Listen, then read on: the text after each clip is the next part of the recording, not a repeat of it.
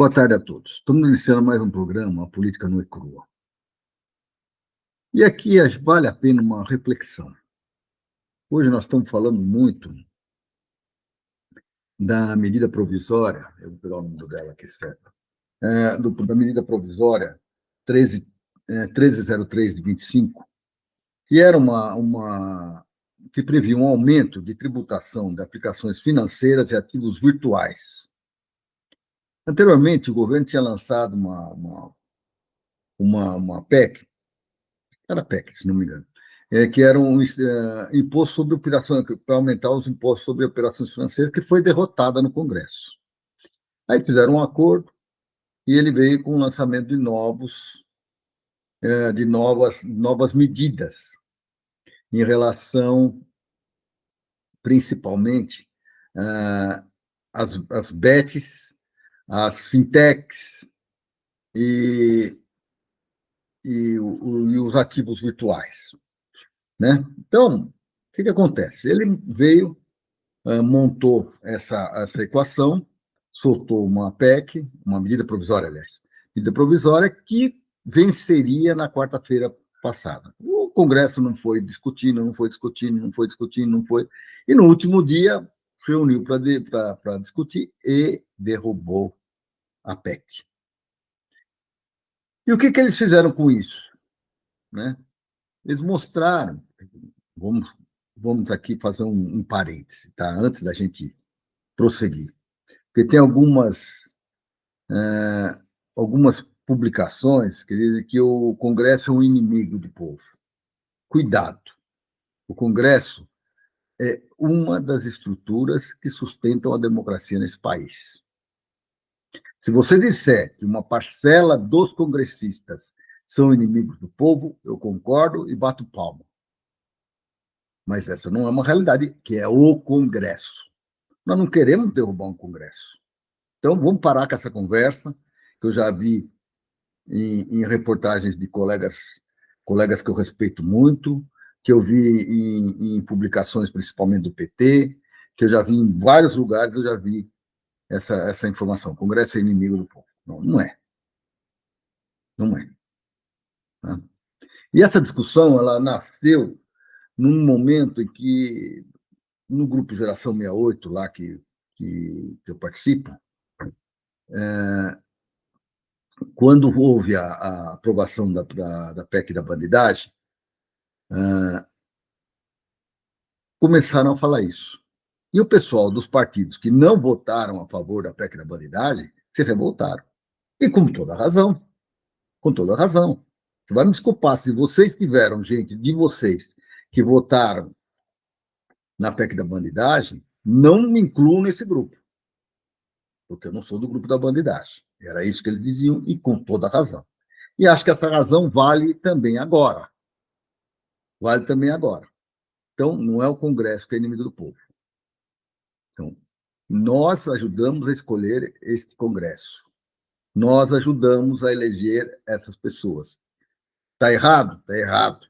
Temos que criticar essas pessoas? Temos que criticar. Temos que criticar os lobbies que atuam dentro do Congresso? Temos que criticar. Temos que criticar mesmo. Não podemos deixar barato. Mas, antes de tudo, queiram ou não queiram, o projeto da PEC da blandidagem andou para trás quando? O projeto da anistia, que ia sair logo na sequência, parou quando? Quando nós fomos à rua. Quando nós fomos às ruas e mostramos forças no Brasil todo, e foi uma chamada que o povo recebeu muito rapidamente, porque foi 2 dias para organizar aquele ato, né?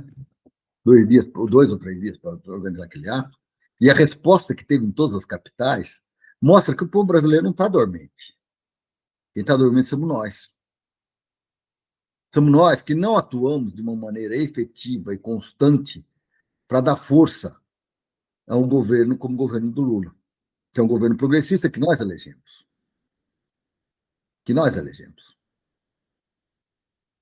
E isso tem que ficar muito claro. Não basta eleger, tem que sustentar. E se nós não estamos lá para sustentar, nem nas redes sociais e nem nas ruas, que as ruas são muito mais visuais, dá muito mais força ao movimento, esse governo vai levar derrota em cima de derrota até o final. Como essa, que tirou 35 bilhões do orçamento, que poderiam ser destinados a, a, a projetos sociais, e que queiram ou não queiram, o mais que a gente consiga tirar das verbas do orçamento, que eu duvido, mas tomara que tire do orçamento secreto uma boa parte, e de outras, vai acabar refletindo em algum lugar. Afinal de contas, fomos nós mesmos que criamos um arcabouço fiscal, que não pode passar despesa, não sei o que, mas nós aceitamos pagar os juros absurdos que nós pagamos no Banco Central todos os meses, todos os anos. Nós aceitamos. Então, está na hora de nós fazermos uma ação constante. Não é só na hora que uma coisa extremamente gritante, como a PEC da bandidagem, aparece, que nós temos que mostrar a cara. Nós temos que mostrar sempre. Nós temos que estar atentos. Nós temos que estar organizando o movimento. Nós temos que estar organizando as pessoas em cima de pautas que realmente movimentem o povo. Nós acabamos de aprovar a isenção do imposto de renda para quem ganha até R$ 5.000 e é uma redução para quem ganha menos de 7.350, se não me engano, o número. Mas agora nós temos que discutir o 6 por 1. 6 por 1, aí tem outra pauta. E da onde vai sair esse dinheiro? E a grande briga, a grande questão e a grande guerra, que é uma guerra, ela vem da onde? Ela vem daqueles que não querem ceder um milímetro daquilo que eles fazem. E aí tem as bancadas da bala, tem a bancada do agronegócio, tem a bancada das betes, que agora parece que é extremamente poderosa. Tanto é que, olha, eu já tinha achado um absurdo o relator, que é um deputado do PT, ter aceito a chantagem dessa gente para reduzir imposto de uma atividade que não traz nada para o país. Ela tira recursos da sociedade. Ela tira recursos da sociedade e bota na mão de meia dúzia de pessoas, que são essas bets. Basta você ver, olha, assista um jogo de futebol. É só bet tal, bet tal, bet tal. Agora, e veja também, por outro lado, os danos que a saúde pública está tendo nesse país, pelo empobrecimento da população, pela coisa, porque vai iludida por essas bets. As pessoas estão jogando fora seu salário, jogando fora Bolsa Família para tentar ganhar mais na bet. Então, nós temos que tomar cuidado com isso. Então, aquela vitória que nós tivemos na redução dos impostos de renda, do imposto de renda, que nós tributamos a parte mais rica, agora nós não tivemos êxito. Agora nós estamos falando com os bilionários dos bilionários. Agora nós estamos falando com as bets, nós estamos falando com os bancos, ou as fintechs, né?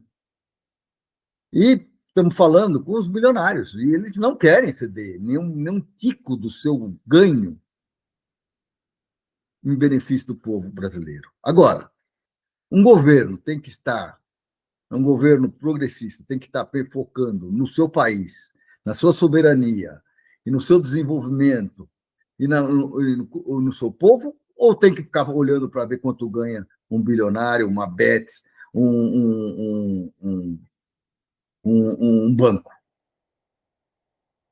Ele tem que estar preocupado com o seu povo e com o desenvolvimento desse país, e com o desenvolvimento e que o país esteja cada dia mais soberano, mais democrático, que seja muito mais socialmente justo, que esteja investindo nos setores certos, educação, cultura, saúde, assistência social, tem uma série de setores que ele tem que desenvolver e tem que estar prioritário. E não o que nós estamos ouvindo falar agora, nessa que foi articulado pelo seu Tarcísio, né? É bom começar a falar Tarcísio, porque ele é o próximo candidato a presidente, representando a direita. Então, nós temos que pegar e realmente denunciar tudo isso que está ocorrendo. E esta medida que pegou a questão da MP 1303/25, ela foi articulada nada mais, nada menos por professor Tarcísio, que é o homem que vendeu a Eletrobras, que é o homem que ajudou a vender, não, que ajudou não, que vendeu a Sabesp na Bacia das Almas, trazendo um lucro enorme para o mercado financeiro do dia para a noite. No mesmo dia, eles podiam vender a ação a R$ 10 a mais do que eles tinham comprado. Nunca vi tamanho escândalo. Depois é o que foi combinar com as empresas lá da Espanha e de Portugal e vetou as empresas brasileiras no projeto do túnel Santos-Guarujá. E tem uma série de outras ações. Que tirou sarro na cara dos brasileiros por causa dessa crise que está tendo do metanol, e crise para a saúde, e disse que ele só vai se preocupar com isso quando entrar na Coca-Cola. Até isso, o Maga Man quer prestar tributo à Coca-Cola e não se preocupar com a saúde do povo brasileiro, principalmente, e nem do seu Estado, nem com o público do seu Estado, que está morrendo muita gente, tá gente sendo internada, a gente está ficando cega. E não é um problema sério, só vai se preocupar quando entrar na Coca-Cola. O que é isso? Bom, então, a cabeça dessa operação política que mexeu com a 1303/25 teve como bolsonarista Tarcísio de Freitas. O pessoal da extrema-direita, ele, depois dessa votação, deixou muito claro que eles são o braço político da oligarquia financeira, dos super ricos e dos rentistas. É isso que eles são. Não tem nem o que discutir disso. Mas, para além de atuarem às custas dos direitos do povo, como guardião dos banqueiros e bilionários, o consórcio da direita agiu por desespero.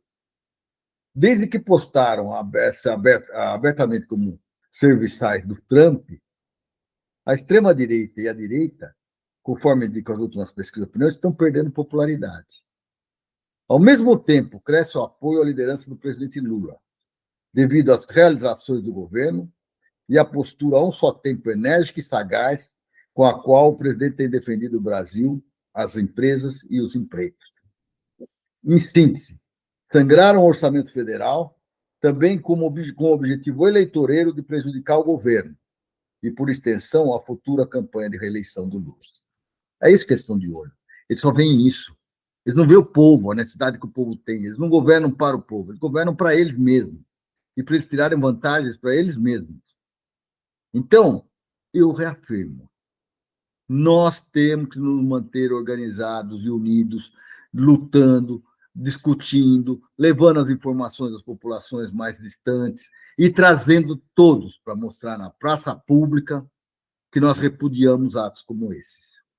Nós temos que defender a soberania nacional, nós temos que defender o nosso povo, nós temos que defender os nossos projetos sociais, nós temos que defender a educação brasileira, nós temos que defender a saúde dos brasileiros, a habitação dos brasileiros. Isso é a prioridade.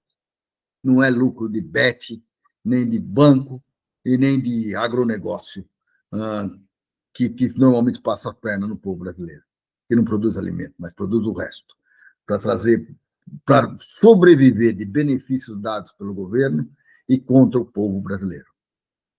É isso aí. Então, vamos priorizar as coisas e vamos tocar em frente. Nós não podemos transigir nessas questões. Certo? Então, vamos, pessoal. Vamos à luta. E vamos organizar o nosso povo. Nunca mais nós podemos deixar essas coisas passarem pelo nosso nariz. Nós já demos um exemplo na PEC da bandidagem. Está na hora de dar um exemplo agora para o futuro. Nós não podemos ficar dormindo, ficar sonhando, falando bobagem, quando nós temos que estar organizados e agir. A cada ataque que o povo brasileiro sofrer, nós temos que responder com manifestações fortes, com repúdio, com denúncia de quem são realmente os que jogam contra o povo brasileiro. A começar do seu Tarcísio, Bolsonaro's família, Bolsonaro's family e todos os outros maga boys. É isso. Então, eu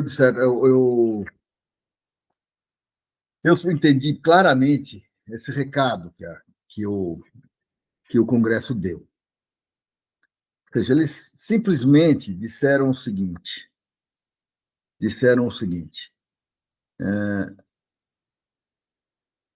vocês querem, vocês estão tendo, nós fizemos burrada e vocês estão crescendo em cima disso, e vocês têm chances de vencer as próximas eleições, basta ver que o Lula sustenta a liderança e venceria todos os adversários de segundo turno, segundo a Genial Quest, todos seriam vencidos pelo Lula. Então, a resposta é: vamos tornar pior o país para dificultar a vida deles. Não é por aí. Isso mostra o baixo nível de comprometimento desse povo ligado aos bolsonaristas, à direita, à extrema-direita, com o Brasil de futuro. O Brasil que vai influir nas nossas próximas gerações. É isso aí. Então, este é o medo deles. E nós temos que mostrar que nós queremos lutar pelo nosso país, pelo nosso Brasil.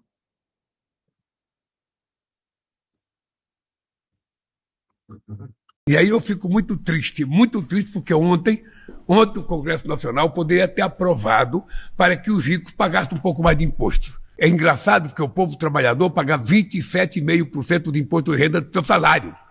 E os ricos não querem pagar 12%, não querem pagar 18%. Então eles acham que ontem eles votaram, derrotamos o governo. Não derrotaram o governo, derrotaram o povo brasileiro. Derrotaram a possibilidade de melhorar a qualidade de vida do povo brasileiro, tirando mais dinheiro dos ricos e distribuindo para os pobres. Foi isso que aconteceu ontem no Congresso Nacional. Bom, já que nós estamos falando do Tarcísio, que é o futuro candidato a presidente da República, representando o bolsonarismo, nós temos que dizer uma coisa muito importante. Ele estava programado para estar na Semana Oficial de Engenharia e Agronomia, que aconteceu esta semana, lá em Vitória, no Espírito Santo. Tinha sido convidado pelo bolsonarista Vinícius Marques, que é o presidente do CONF. E estava tudo certo que ele iria. Se não houvesse o movimento de vários companheiros da engenharia,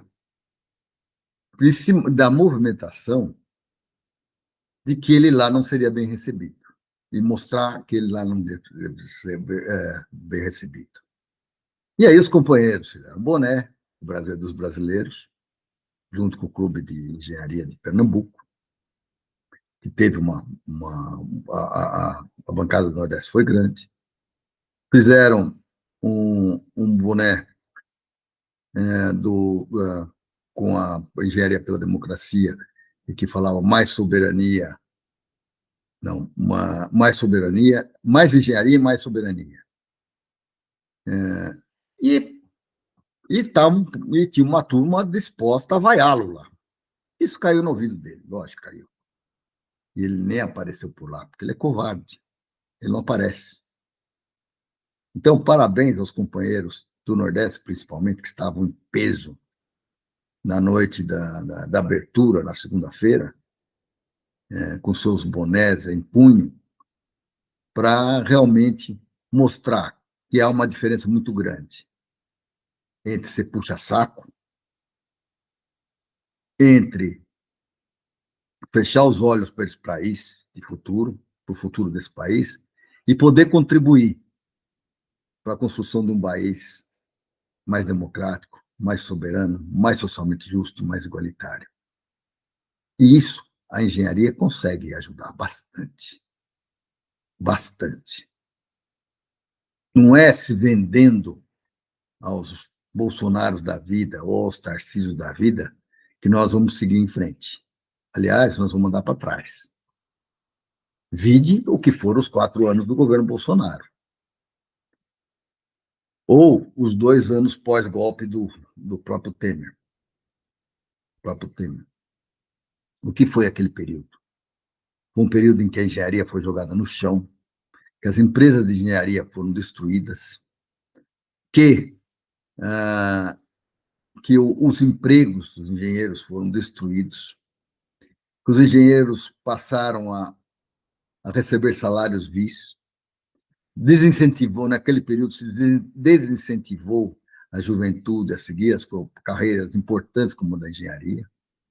A engenharia perdeu o seu poder e o seu proselitismo, a sua capacidade de influir nas decisões e de apoiar as decisões. E nós chegamos aos dias de hoje, onde não é importante para alguns não é importante nós, por exemplo, não participarmos com nenhuma empresa nacional, com nenhum consórcio de empresas nacionais, com nenhuma, nós participarmos, por exemplo, da construção do túnel Santos-Guarujá. O que reforça a percepção de todos, que aquela Lava Jato ela tinha endereço certo. E o endereço certo, eram vários endereços certos. Os principais eram destruir a Petrobras. A Petrobras estava, naquele momento, com o pré-sal, com uma série de... tinha domínio da distribuição de combustível no país, tinha tudo mais. Então, era importante para eles destruírem a Petrobras e vendê-la em partes. O seu Tarcísio colaborou com isso. E depois era destruir as empresas de engenharia, que naquele momento incomodavam o mundo, porque o conhecimento e a tecnologia dos nossos profissionais eram muito fortes. E era importantíssimo pegar todo aquele arcabouço de conhecimento e jogar por terra, para abrir espaço para empresas do mundo exterior. E hoje, quando você escuta em grandes obras que tem no Brasil, você não escuta o nome das grandes empresas nacionais. Você escuta o nome da empresa da Espanha, da Itália, da Portugal, dos Estados Unidos, e não escuta os nossos. Ou o seu Tarcísio não andou pela Espanha e para Portugal para combinar com 2 empresas que elas deveriam participar do túnel Santos-Guarujá? Quem é que não criou as condições adequadas para que empresas nacionais pudessem se rearticular e saírem à frente desse projeto, que traria conhecimento e tecnologia para o nosso povo? Fortaleceriam a engenharia nacional e não só isso, criariam empregos no Brasil, fortaleceriam as universidades, fortaleceria a construção de um país de futuro. E nós estamos fazendo o quê? Nós estamos jogando elas no chão, para que a gente não tenha mais condições de desenvolver projetos, desenvolver tecnologia, de implementar tecnologias, de desenvolver inovações nesse país, para que a gente possa andar para frente. Essa posição de comprador, de vendedor de commodities e comprador de tecnologia, ela vai nos condenar a médio prazo à destruição desse país e à destruição do futuro desse país. E nós temos que combater isso. E temos que deixar claro para o nosso governo, que é um governo progressista, mas que não tem essa visão, de que o investimento do BNDES tem que ser para isso. Projetos da nova indústria Brasil têm que estar focados no fortalecimento da indústria nacional. Projetos do PAC têm que favorecer empresas nacionais. É isso que nós temos que fazer. É isso que nós temos que desenvolver. Nós temos que buscar futuro. E, junto com isso, não é só porque eu sou um engenheiro que eu estou defendendo a engenharia. Não, eu estou defendendo todos os setores nossos. Essa visão tem que passar pela medicina, tem que passar pelas ciências sociais, tem que passar pelas ciências humanas, por todos os setores da sociedade. Tem que passar essa visão de que nós temos que construir um país de futuro, que nós temos que discutir os nossos problemas e acharmos as nossas soluções e exportarmos, inclusive, essas soluções. É isso que a gente tem que fazer. Mas é isso. E aí, nós temos aí, em São Paulo, um governador, temos Tarcísio de Freitas, que nunca foi de São Paulo, mas que São Paulo hoje concentra mais de 80% dos casos de intoxicação por metanol, incluindo as 3 mortes, quer dizer, hoje são 5, tá? Eu estou lendo um artigo aqui que tinha. Na segunda-feira, o governador Tarcísio chamou a imprensa para comentar o assunto. Em tom de piada, afirmou: no dia em que começarem a falsificar Coca-Cola, vamos preocupar. Não parece aquele infeliz que ia na televisão falar que não era coveiro, que imitava as pessoas com falta de ar? Não é isso? Nada mais do que isso ele tem que fazer. Então, ele não era coveiro. 700 mil mortos. Quantos anos vale sair de cadeia? Hoje ainda eu estava pensando. Tem gente hoje discutindo a questão da dosimetria das penas. Mas que pena é pior do que a abolição do Estado de Direito? Abolição violenta do Estado de Direito. Golpe de Estado. Qual é a pior? Alguns juristas falam, não, mas é porque às vezes fica maior do que a pena de um assassino. Vamos fazer uma retrospectiva. Quantos mortos a ditadura de 1964 deixou? Quantos? Não só, quantos ela torturou? Quantos ela perseguiu? Quantos ela fez desaparecer, que as famílias não têm notícias até hoje? Quantos? Quantos? Faça a conta. E olha, nessa conta tem que incluir também os indígenas lá, que foram mais de 5 mil mortos. Tá? Então, é pouco uma pena para o golpe de Estado? Não, não é. Não é.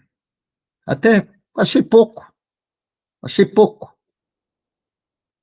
Achei pouco. Esse povo que foi julgado na primeira turma devia ter tido muito mais pena. Para nunca mais sair da cadeia. Para desincentivar de vez qualquer tentativa futura de golpe de Estado que vá contra a Constituição Cidadã de 1988.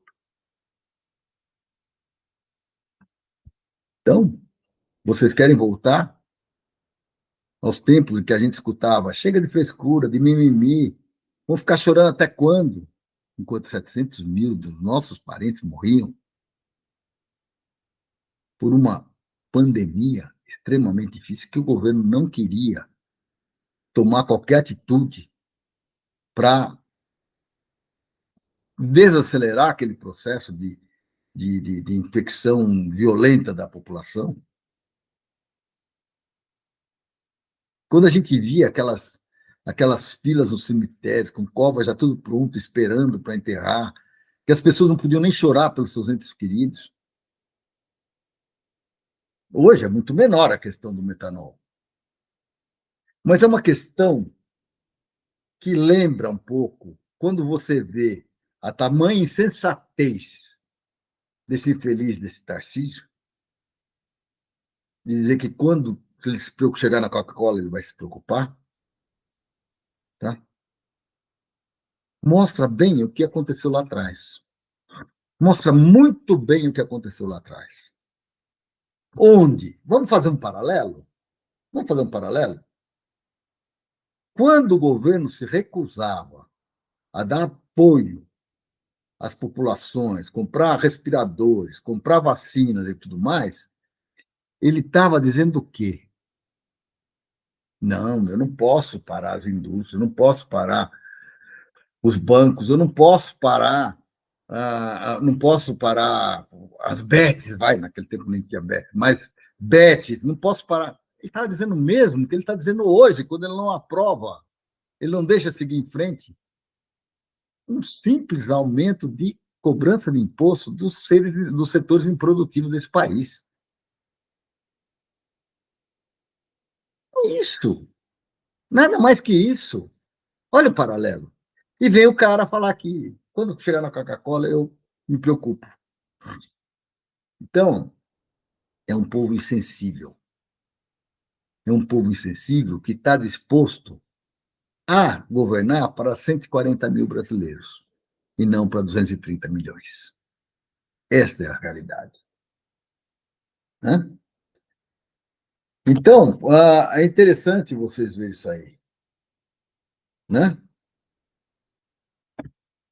Como, por exemplo, no ano passado, após uma chacina policial, vou lembrar, o Tarcísio falou assim, pode ir na Liga da Justiça, não vai que eu parto, que eu não estou nem aí. Foi aquela chacina que eles fizeram lá no Guarujá. Eles não mataram bandidos, eles mataram famílias. Tem que deixar muito claro isso. Não foi uma luta por igual. Não, eles entraram nas casas e mataram as pessoas que estavam lá dormindo, sonhando, estavam almoçando, jantando. Não é? Ele que montou essa polícia, que não leva a lugar nenhum, onde o PCC está rodando pelo Estado. Você não pode esquecer disso. Está rodando pelo Estado, junto com a Faria Lima, de braço dado com a Faria Lima, destruindo, vendendo combustível falsificado nos postos de gasolina para Paulista, e tudo mais. E não está só no Brasil, em São Paulo, eles estão indo para todos os estados. Eles estão indo para todos os estados. E o que, e aonde que eles puseram o dinheiro de candidatura para governador na vez passada? Tem um tal de Tarcísio, né? Então, o que é isso? É o comprometimento das milícias, que já tinham com o Bolsonaro, com os PCC da vida, com não sei o quê. Isso é que está destruindo esse país. E nós temos que lutar contra isso. E lutar mesmo. Lutar e muito. Para nunca mais a gente ter gente desse tipo governando o nosso país, o nosso estado, o nosso município, ou qualquer coisa que o valha. Próxima batalha que vai ter agora no Congresso.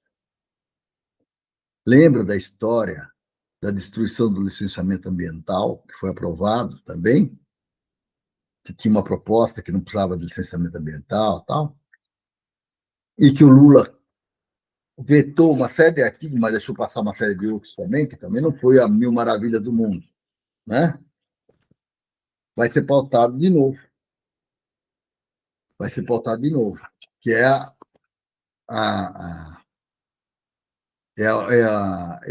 o projeto que destrói, é da destruição, essa é da destruição. Então, as lideranças das três bancadas mais extensas do Senado, PL, PSD e MDB, só tranqueira, já indicam que o Congresso vai derrubar vetos caros aos ambientalistas e tornar a lei a simplificação da licença por autodeclaração para empreendimento de médio porte potencial poluidor, como barragens, por exemplo. Médio potencial poluidor, uma barragem. O pedido ao Alcolumbre para pautar o voto dos vetos antes da discussão sobre as emendas da MP partiu da senadora Tereza Cristina, que foi a ministra da Agricultura do Bolsonaro. A Frente Parlamentar de Apoio à Agropecuária manifestou reiteradas vezes apoio à derrubada dos vetos do Lula. O grupo vai se reunir na próxima terça-feira para acertar detalhes de qual será seu posicionamento na sessão de quinta-feira. Se nós entrarmos na próxima quinta-feira, será se vai ser na quinta, Nós entramos de cabeça baixa, como nós entramos essa semana, só curtindo que nós conseguimos vencer a lei da banidade, a PL da banidade, nós vamos levar um chumbo aqui também. Né? Então, é isso aí. Nós temos que tomar muito cuidado. Você vê que não vai ser brincadeira esse um ano. Esse um ano precisa vigilância, precisa organização e precisa povo na rua. Precisa povo na rua. Nós temos que entender isso. Nós vamos ter a COP30 no mês que vem. E nós vamos aprovar essa lei da licenciamento ambiental, que destrói toda e qualquer análise possível sobre os danos que nos vão causar ao meio ambiente. E quem está querendo isso? A agropecuária que quer tacar fogo nesse Brasil, quer ocupar as terras até destruí-las e largá-las para trás. Ou não ter um monte de terra devoluta nesse país, que não estão podendo nem ser utilizadas mais, porque foram maltratadas pela própria agricultura que está por aí. Mas é isso. Então, é fundamental nós, primeiro, trabalharmos pelas pautas que trazem realmente benefício à sociedade brasileira. E uma das principais é priorizar o fim do 6x1. Essa eu acho que não tenho o que discutir. Né? Não tem o que discutir. E atrás dela vem também mais pressão sobre os setores que ganham muito nesse país. Não tem sentido a população continuar pagando os custos gerados por gente completamente desestruturada e sem nenhum compromisso com esse país. Não tem sentido isso. Não tem mesmo o menor sentido. Para finalizar este bloco, eu vou dizer para vocês o seguinte. O Donald Trump deixou, aqui tem uma manchete interessante, deixou os Bolsonaro e Tarcísio pendurados na brocha.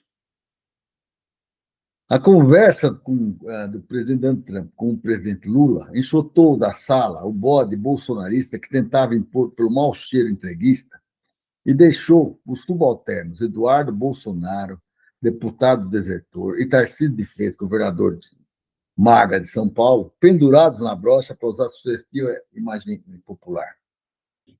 A conversa do presidente Lula com o Trump, diretamente, mostrou que a capacidade da nossa diplomacia de dialogar. Com todas as portas fechadas, eles foram buscando, com paciência, com tranquilidade, sem querer se colocar como subalternos, se colocando em pé de igualdade. Nós queremos debater o que foi feito nesse país. E quando a conversa aconteceu, os bolsonaristas ficaram com a cara pior do mundo. Aqueles mesmos que foram na Paulista e puseram uma bandeira americana na praça, hoje devem estar pensando duas vezes. Será que eles querem ainda aquela bandeira, no dia da independência do país, colocar que o Brasil precisava ser dependente dos Estados Unidos? Devem estar frustrados com o Trump, né? Então, essa ofensiva foi quebrada. E vai ser quebrada ainda muito mais.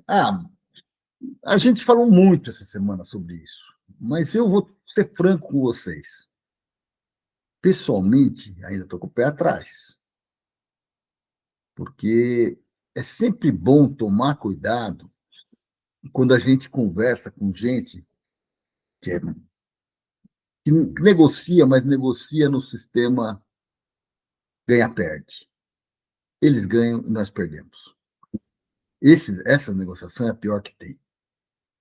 É a pior que tem, porque é ameaça daqui, ameaça de lá, prática daqui, prática de lá, para tentar ganhar mais do que perderam. Infelizmente, esse é o lado errado da negociação nesse mundo. É o lado dos espertalhões. É o lado de quem quer só levar vantagem. E de que não vê que o mundo é multilateral e que precisa do apoio de todos. De todos. Todos para a gente construir um mundo e um planeta cada vez melhor. Então, Vamos tomar cuidado e ficar atento. É mais um motivo para nós estarmos unidos, reunidos, organizados nas ruas, para dar apoio. Olha o tema que nós estamos falando hoje aqui, só apoio. Não basta eleger, nós temos que apoiar. Não basta acreditar na grande capacidade do grande líder Lula. Eu sei que ele tem capacidade, que ele é um ótimo negociador. Mas ele precisa, quando entrar numa mesa de negociação, mostrar a força que tem por trás dele. E a força que ele tem por trás não é a do capital, que é contra ele. Não é a de uma boa parte dos congressistas. Não é. Não é dos donos de bet.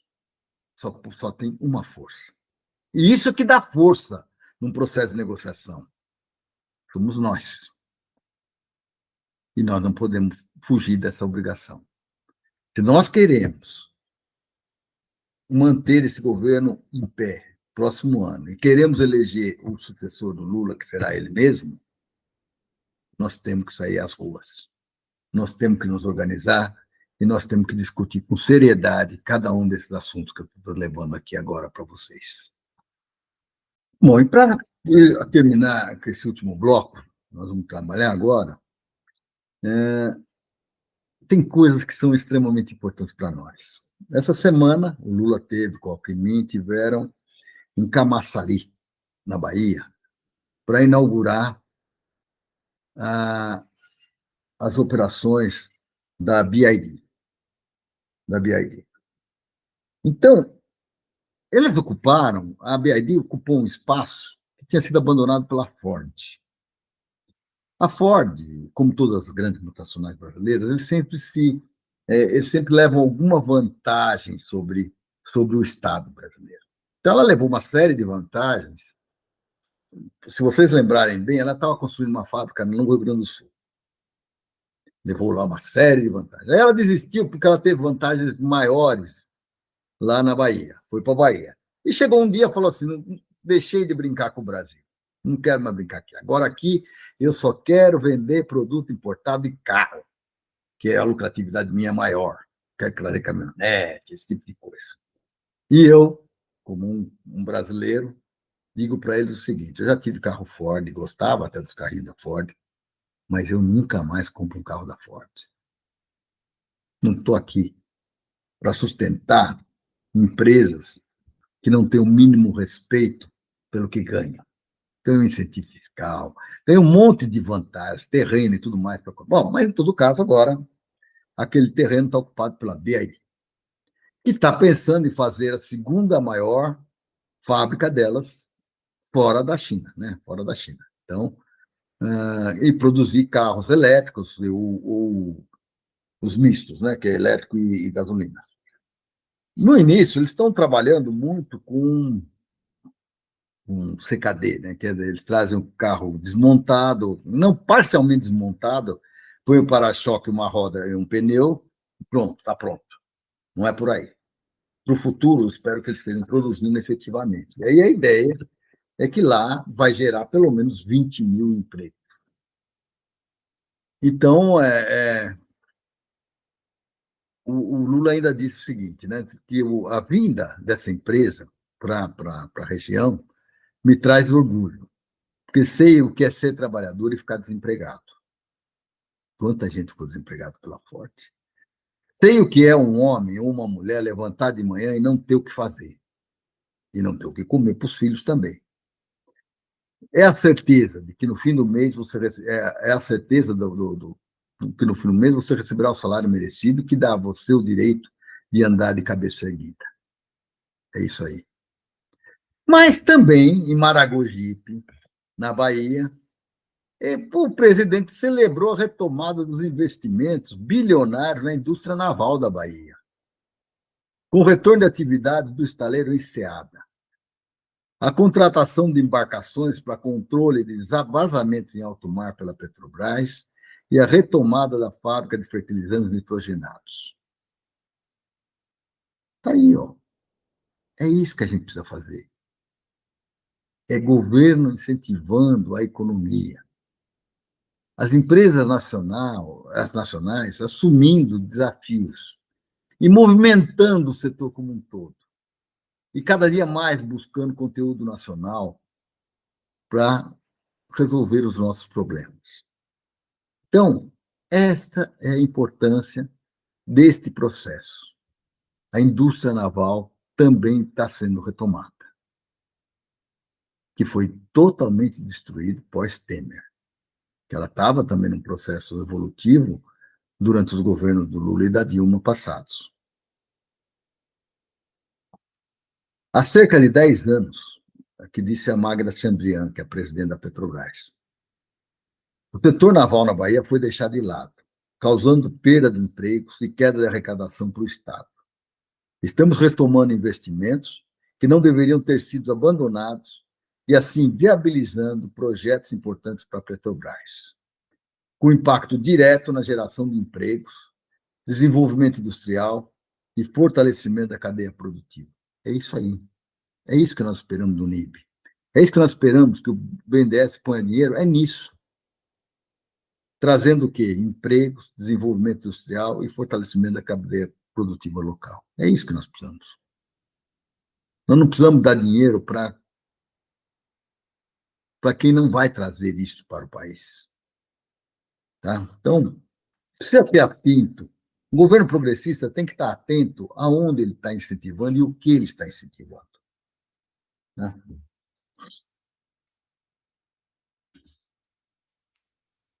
Bom, essa semana também teve teve uma questão, está indo um pouco da questão da economia, que eu achei fundamental. Fundamental. Porque nós que vivemos o período da ditadura militar, que perdemos amigos, eu perdi vários, que fomos torturados, como eu fui, e outros foram. Nós queremos que, para esse país se tornar um país realmente democrático, que os arquivos e que as informações relativas às pessoas que foram mortas, que foram torturadas, mas sejam abertos. Mas há uma resistência, porque queira ou não queira, existe dentro do aparato de Estado, principalmente das Forças Armadas, uma resistência enorme a prestar conta desse passado. E com isso eles infelicitam muitas famílias. Muitas famílias. Então, os passos são pequenos, mas são importantes.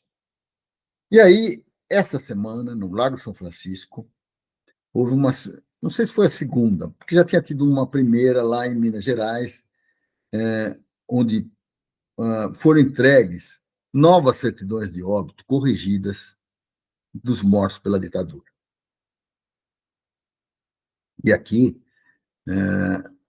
eu devo colocar que aqui nessa lista, como eu atuei sempre em São Paulo, tem vários amigos meus. O governo do presidente Luiz Inácio Lula da Silva deu mais um passo fundamental para a consolidação da democracia, da memória e da verdade. Sobre o período autoritário, com a entrega, nessa quarta-feira, 8, de 102 certidões retificadas de óbitos de mortos e desaparecidos da ditadura. Desses, ao menos 10 foram do PCdoB.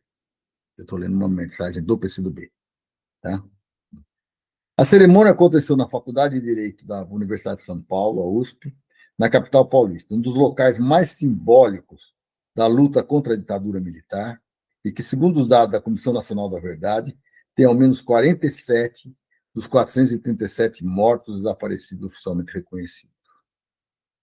Essa é a verdade. Nós, estudantes, éramos mortos, torturados, na maior parte. Com a alteração da certidão de óbito da causa-mortes, passa a ficar explícita a culpa do Estado brasileiro, isso é importante reconhecer, por aqueles assassinatos por meio dessa descrição. Morte não natural, violenta, causada pelo Estado, a desaparecido no contexto de perseguição sistemática à população identificada como dissidente política no regime ditatorial instaurado em 1964. Parece para vocês que não é tão importante, mas veja bem, veja a frase. Morte não natural, violenta causada pelo Estado a desaparecidos no contexto de perseguição sistemática à população identificada como dissidente política do regime ditatorial instaurado em 1964. Né? E aqui eu quero dizer para vocês o seguinte: por exemplo, eu não ouvi dizer que o Alexandre Vanuc Leme foi morto pela ditadura militar. Eu vi ele ser morto. É diferente. Eu vi eles tentando criar um embuste para criar uma situação falsa para justificar a morte dele. Eu tenho nos meus ouvidos pelo menos 48 horas de gritos desse rapaz. Eu fui a última pessoa a falar com ele. E o que ele era? Um estudante de geologia. Um simples estudante de geologia. Que nem após a sua morte foi respeitado. Porque eu ainda me lembro, eu estava na cela ao lado, dele tendo sido arrastado pelos pés, com a cabeça raspando no chão, morto já. Ele foi encontrado morto. Porque ele tinha feito uma operação um mês antes, diante das torturas, aquilo deu uma hemorragia interna violenta e ele morreu. Ele estava na cela forte quando ele morreu. Então, e eu vi, eu falei com ele pouco antes dele morrer. Ele estava com o rosto todo arrebentado. Mas eles não podiam devolver. Eles levaram 10 anos para devolver o corpo dele para a família. E muitos, como, por exemplo, a nossa amiga Mariluz, que participa muitas vezes assistindo o nosso programa, ela procura hoje pelo Gildo dela desde que ele faleceu. Ela estava presa na mesma época que ele e nunca tiveram notícia de onde o corpo dele estava. Inventaram um tiroteio para dizer que ele morreu em um tiroteio. Mentira. Mentira. Ele estava preso. Ele morreu foi de tortura. E ele foi meu amigo também aqui em São Paulo. Foi um dos meus amigos que morreu. A companheira Luísa Augusta Garlip era irmã de um colega meu, e eu conversava com ela muitas vezes, nós éramos da mesma cidade. Ninguém mais sabe o que fim foi dado para ela. Eu ainda me despedi dela quando ela foi para a guerrilha do Araguaia. É lógico que eu não sabia que ela estava indo para a guerrilha do Araguaia. Mas fui eu o portador de uma carta, logo no dia 2 de maio, que era dia do meu aniversário, de 1972, eu escapei de ser preso. Porque uma colega me encontrou no caminho, me interceptou e segurou. Me segurou para que eu não fosse no encontro com um colega da Uni, para que lá estava me esperando o doicote. Ela não sabia disso, nem eu sabia. Mas ela me disse que ele tinha sido preso e tal, então que a prudência era não ir. Um ano depois, quando eu estava preso, eu apanhei muito porque eles queriam saber onde eu estava no dia 2 de maio de 1972, dia do meu aniversário. Por isso que a data não é inesquecível. Né? E naquele dia, uma das coisas que ela me falou foi: começou a guerrilha do Araguaia, essa companheira, que era dirigente do partido, né? Ela disse: começou a guerrilha do Araguaia, primeira coisa. A segunda coisa, o Genuíno foi preso. O Genuíno era importante aqui em São Paulo, porque tinha acabado de sair daqui de São Paulo para a guerrilha. Tinha saído um ano antes, um pouco antes. Né? Ela me disse: a irmã do Saulo está lá e eu tenho uma carta para você levar para ela. Porque todos os guerrilheiros, quando começou a guerrilha, escreveram uma carta e mandaram para cá, contando que estavam na guerrilha. Né? E me falou para eu sair da faculdade de engenharia, porque eu estava sendo muito procurado pelas informações que eles tinham recebido das últimas pessoas que tinham saído do ICOD. Várias pessoas da PUC e tudo mais que tinham saído. Então, ali foi um marco. Mas é interessante você ver. Então, por exemplo, meu amigo Cumprido, que é o Silon, Por exemplo, a família tem até hoje no túmulo lá uma plaquinha que está guardando o corpo dele para enterrá-lo lá. Que coisa mais triste que isso? As pessoas não terem o direito de homenagear um ente querido seu, foi morto e foi assassinado. O Carlos Silon foi assassinado, a Tuta Galipe foi assassinada, o Alexandre sob tortura violenta, e ainda tem os gritos dele, que eram viver num submundo como era por algumas horas, ou por alguns dias, ou por um mês, como eu vi, os gritos são terríveis. Aquilo é dia e noite, dia e noite, dia e noite. Você é chamado, você vai sofrer tortura, as outras pessoas estão sendo torturadas. Isso ninguém tem uma ideia, uma dimensão do que é aquilo. Tá? E se eu ainda me lembro muito bem dos gritos dele, é porque foram muito acima do normal. Ele foi brutalmente assassinado. Alexandre Vanuc merece todo o meu respeito e merece de todos os alunos da USP. Ele hoje dá nome ao DCE da USP. O DCE da USP tem o nome Alexandre Vanuc. Mas a Eugênia Augusta Gonzaga, que é a procuradora do Ministério Público e a presidente da Comissão Especial de Mortos Desaparecidos, ela diz: as certidões de óbito que entregamos hoje representam uma tentativa de se fazer o caminho contrário ao do desaparecimento. Ela continuou lembrando a célebre frase de Ulisses Guimarães que diz ter horror e nojo à ditadura. Eu também tenho. Vocês já devem ter percebido isso nos programas. Tem um horror e nojo à ditadura e tudo que ela representa. Pois sentimos o mesmo desgosto por termos ainda que implorar a órgãos como o Ministério da Defesa para que nos franqueie o acesso aos arquivos e que as condições das mortes e do desaparecimento dessas pessoas sejam integralmente reveladas. Nós ainda buscamos por isso. Nós não desistimos e não vamos desistir. Eugênia disse ainda que essas certidões não são apenas um documento, para muito além de representar o reconhecimento formal da verdade histórica e da responsabilidade do país pela violência infligida pelo Estado, podem representar um passo fundamental em um longo caminho de cura emocional, de um reencontro com a memória, simbolizando, quem sabe, uma forma de reparação para as vidas, muitas tão jovens, interrompidas pela perseguição política durante a ditadura, apenas por lutarem por um país mais justo. Não é interessante que nós estamos lutando ainda por um país mais justo? Então, eu queria homenagear todos esses 102 companheiros que foram mortos pela ditadura militar, que são aqui de São Paulo. Em cada estado vão aparecer os seus.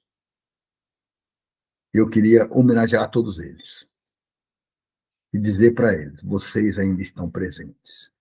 Estão presentes nos nossos corações, estão presentes nas nossas lutas, estão presentes no nosso desejo de fazer desse Brasil um Brasil muito mais democrático, muito mais soberano, muito mais socialmente justo e muito mais igualitário.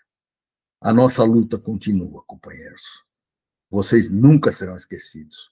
E nós vamos continuar lutando para que o Estado brasileiro nos conte exatamente o que aconteceu com vocês. E que reconheça todas as arbitrariedades que foram cometidas contra todos nós, que lutamos contra aquele Brasil totalitário, aquela ditadura infernal que nós vivemos naqueles 21 anos.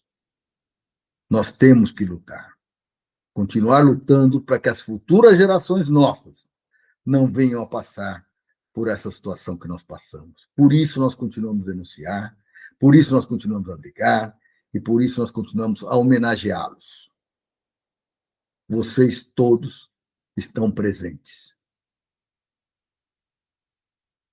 Todos aqueles que morreram na luta contra a ditadura militar, pela democracia, para a construção de um país mais justo, estão presentes. Parabéns a todos vocês e aos familiares que enfrentaram essa situação de peito em pé e fortalecendo essa luta nossa, que continua hoje. Vocês vejam que hoje, no nosso programa, nós falamos de gente defendendo bets, gente defendendo bancos, gente defendendo o agronegócio, gente defendendo uma série de coisas. Mas não defenderam o país mais justo que nós precisamos. E nós temos que ter consciência. Nós temos que estar na luta e vamos continuar na luta para organizar o nosso povo, para que nós possamos sair desse círculo vicioso. Que ora é ditadura, que vem, que mata, que destrói a educação, que destrói a saúde, que destrói as pessoas, que destrói as famílias. Ora, são interesses que retiram capital do governo, capital do Estado, para servir interesses escuros, como é os 15% que se paga para rentista, como é a falta de imposto cobrada de bancos de bets e companhia bela, como é as dificuldades pelo qual o nosso povo passa e que precisa sair desse ciclo vicioso. Nós precisamos de mais emprego, nós precisamos de mais condições para que o nosso povo viva bem e que conquiste aquilo que é importante para esse país. Nós somos um país que tem muito futuro, nós soubemos lutar por ele. Então, companheiros, vocês deram suas vidas. E nós continuamos a dar a nossa contribuição para que esse país mude de uma vez por todas. E que traga um futuro melhor para todas as nossas futuras gerações. Por último, agora é só um comentário para a finalização do programa. Essa semana teve muito prêmio Nobel. E, para variar, o Prêmio Nobel da Paz foi dado por uma golpista. Uma golpista. A coisa mais absurda que existe é você dar para Corina Machado. Em que ela influenciou pela paz mundial? A disputa era ela e o Trump. Olha, dois tranqueiras. Um com uma máquina de guerra, de destruição terrível. E a outra, o que ela representa? Então, essa premiação foi uma provocação insultante e criminosa à soberania latino-americana. Eu concordo com esse posicionamento das pessoas. Ela é uma golpista. E o Prêmio Nobel da Paz não foi dado, mais uma vez, para quem promoveu a paz nesse mundo. Eu me lembro ainda do tempo que Obama recebeu esse prêmio um país mais guerreiro que os Estados Unidos, que traz menos paz para o mundo que o povo americano, que as Forças Armadas americanas, defendendo interesses que não são do povo americano, mas são das entidades e empresas, grandes capitais dos Estados Unidos, que também exploram o próprio povo americano, e eles recebem o Prêmio da Paz. Foi-se o tempo em que Pérez Esquivel e outros recebiam o Prêmio Nobel da Paz. Agora está desmoralizado. E com isso a gente encerra o nosso programa de hoje. Um grande abraço a todos vocês.